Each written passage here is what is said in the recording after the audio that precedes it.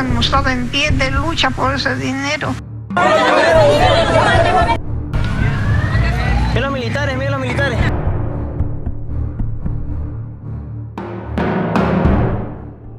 La memoria colectiva no puede olvidar que hace 11 años, sí, 11 años, la mezcla de un cóctel de cocaína, sedantes y alcohol le provocó la muerte al notario José Cabrera Román. Una noche de placer con una chica de 18 años le costó la vida, mientras se encontraba en un hotel de 5 estrellas en Quito. Esa chica era Jessica Valle, quien dijo que Cabrera, antes de acostarse con ella, fumó unos cigarrillos con polvo blanco, tomó whisky y luego le dio un ataque al corazón. Dicen que ha fallecido.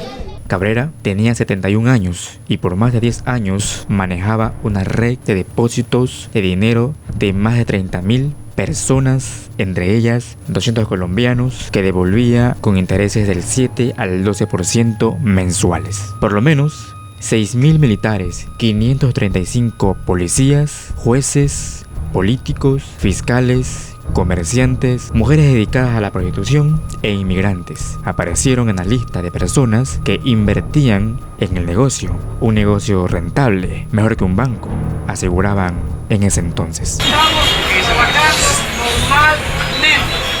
Yo tengo el respaldo irrestricto del señor alcalde, de los señores policías, de todas las instituciones que de la localidad y nacionalmente. El notario llegó a manejar alrededor de 800 millones de dólares y con su muerte quebró el segundo banco del país. El Banco del Pichincha manejaba 1.350 millones en depósitos y el Banco de Guayaquil 700 millones. Aseguraba el exdiputado Carlos González de la Izquierda Democrática, quien investigaba el caso. La muerte de Cabrera fue manejada con tino. Los hijos del notario dijeron en los medios de comunicación que no había de qué preocuparse, que ellos se encargarían del negocio. Un negocio que por cierto era ilegal y que aún así contaba con la venia de las autoridades y que nunca dijeron nada. Callaron, nunca iban a decir nada, pues estaban invirtiendo y ganando. En otras palabras, les iba bien. Esto era ilegal, así como nos estigmatizaron, porque ahí el gobierno de turno, las autoridades de turno, el fiscal general de la nación, el contralor, qué sé yo, el presidente de la Corte Suprema de Justicia, no dijeron, esto es ilegal y vamos, intervengámoslo. Sin embargo, el 11 y 12 de noviembre de 2005 hubo conmoción. Los más preocupados eran los militares. Estaban desconcertados, tanto que asaltaron las oficinas del notario para recuperar algo del dinero que por arrumes de millones de dólares guardaba en el baño. El primer día, los uniformados allanaron las oficinas y obligaron a los empleados a devolverles grandes cantidades. Al día siguiente, en una operación a la madrugada, un grupo de militares ingresó por techos y ventanas y se llevaron más de 40 millones de dólares. Pero en la huida, los militares fueron interceptados por civiles, también clientes del notario, que lograron arrebatarles 300.000 dólares de los calzoncillos, medias y zapatos. Nadie sabe a ciencia cierta cuánto dinero tenía Cabrera. 2 aviones de la Fuerza Aérea y el propio avión presidencial fueron llevados por militares para supuestamente rescatar a otros militares y a sus familiares de Machala, que según dijeron estaban en peligro, pero ante la furia de los pobladores que también querían recuperar su inversión, pero sirvieron en últimas para rescatar el dinero que habían tomado de las oficinas del notario. ¡Ven los militares, ven los militares!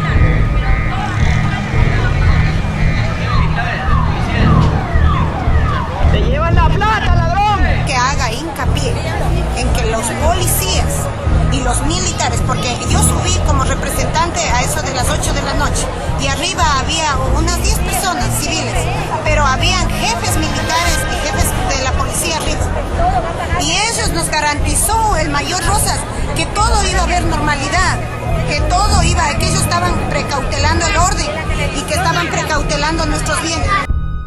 Hace 11 años se descubrió que 2 tenientes coroneles, 5 mayores y 3 capitanes, entre otros, que movilizaron las aeronaves y participaron en el asalto, también fueron dados de baja y se les dictó prisión preventiva. La indignación de otros afectados, de aquellos que creían en Cabrera, llegó a tal punto que una turba profanó su tumba. Algunos lo hacían para asegurarse de que en realidad estaba muerto. Entonces hincaron su cuerpo, levantaron parte de la piel de su rostro, estaban enfurecidos, pero Cabrera no se iba a despertar. Quiero ver mismo, no tengo paradas para expresar, quiero ver al cadáver y según eso expreso. Fueron momentos de espanto, tétricos. La indignación de los afectados contrastaba con el dolor de los familiares del muerto. Fueron momentos de conmoción y Machala estaba en la mirada de todo el país.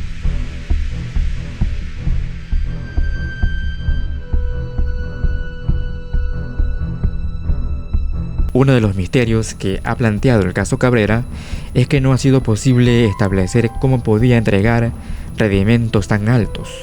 Y se habla de lavado de dinero, pero el Consejo Nacional de Estupefacientes no ha encontrado vinculación del negocio con el narcotráfico.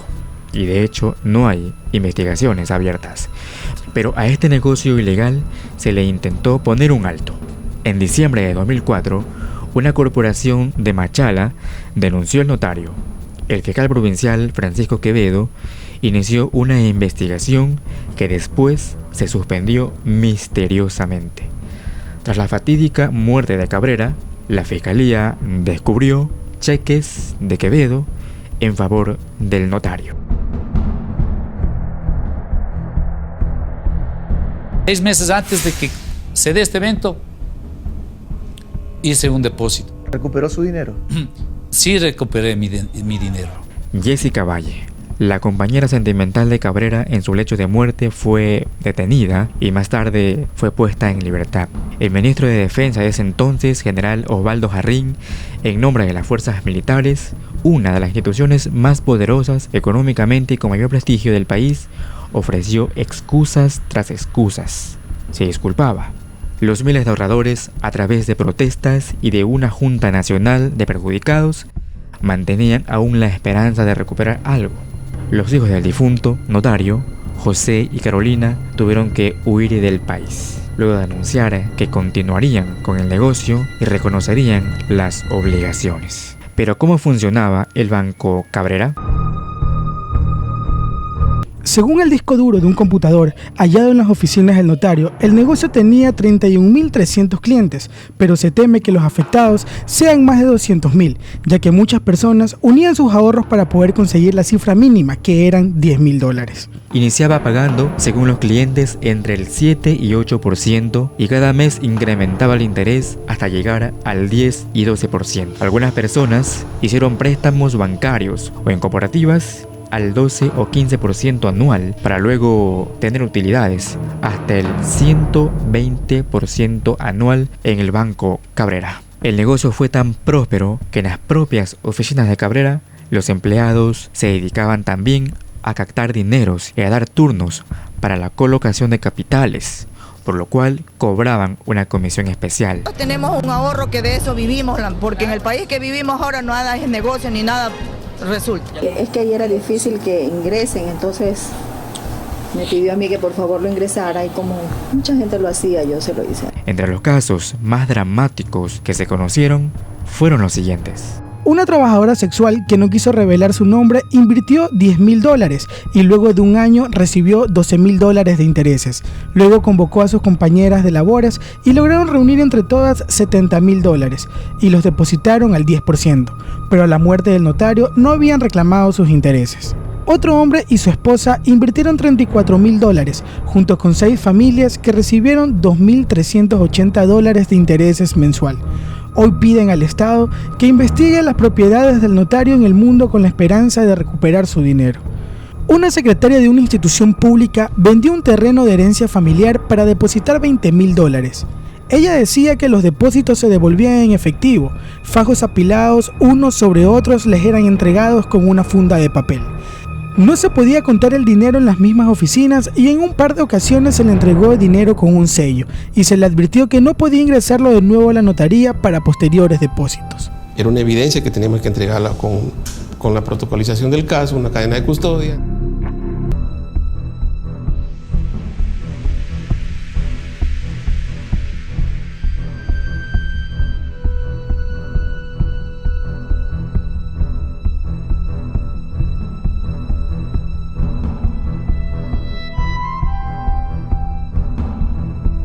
Supuestamente estaba el dinero en este cartón. Nosotros, juntamente con los señores, estamos verificando, pero oh sorpresa. Otro de los afectados más ilustres fueron la esposa del ex ministro de Defensa y ex candidato presidencial José Gallardo, quien depositó $135.000.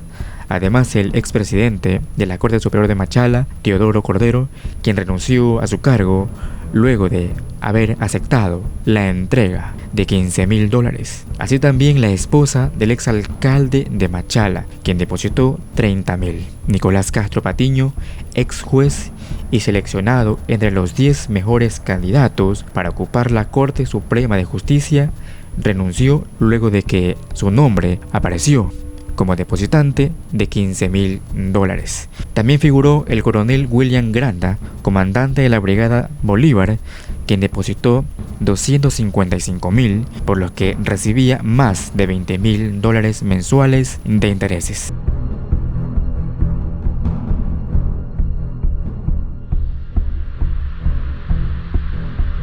Hace 11 años explotó el caso Cabrera, 11 años de aquella conmoción donde a algunos civiles y funcionarios públicos les debe pesar la conciencia al hablar de moral y buenas costumbres.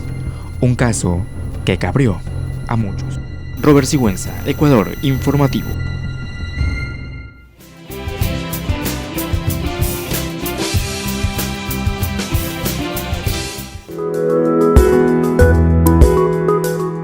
Ecuador Informativo.